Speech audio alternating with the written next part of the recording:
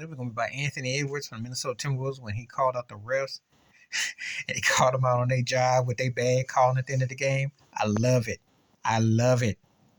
You know, that coach in Toronto, I had to give him much props when he called the Lakers out with that whole, he said, why we even play the games if you just going to do this? I love it.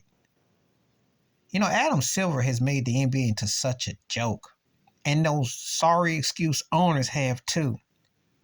You think you're going to make the fans love a game that is like Ringham Barnum and Bailey, like it's the circus, like the greatest show on earth. It's not. It's deplorable. It's depressing. There's no balance. There's no identity. One of the reasons why I mess with Rasheed Wallace when he does commentate is because he says we had a team that they had to flip the lead because they didn't like the way we played in our rough style. And they have made it, where it's like everybody is in on it. It's like the Oprah Winfrey syndrome. You get a car, you get a shot, you get a shot. Now, there's truth that Adam Silver tried to make the game more accessible where Steph Curry comes on, even though Steph Curry could play in any elite era.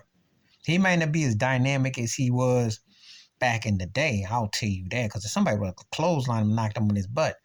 But if he get half the gene from his daddy with what he's got, he'd still be flirting with 20 points a game. He'd still be a deadly player, because I saw Michael Adams. I saw Fat Lever.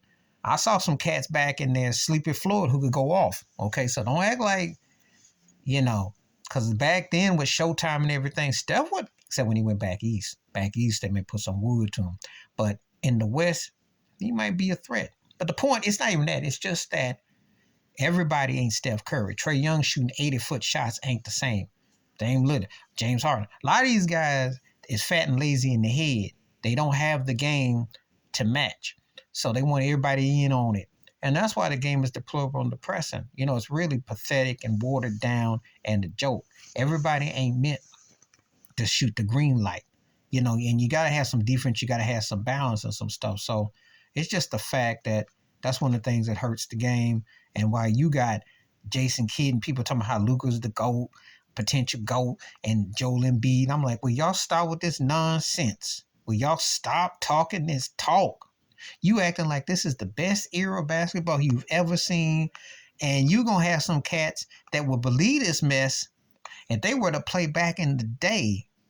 And I'm going to talk like 25 years ago. They might have a slightly better scoring average than Tyrone Hill or Roger Bell when he was in Philly. I'm going to keep it 100. Y'all need to stop all this lying. When Kendrick Perkins says the game is so bad he can't even watch it. And he was more known for his mean mugging than his actual game. But that shows you how pathetic it really is. But that's just another take on the sorry excuse and the state of the NBA. Please like, subscribe, welcome thoughts, comments, and I do respond. Thank you. Wash your hands, keep in mind, watch out for another share if you like. I'm out. Peace.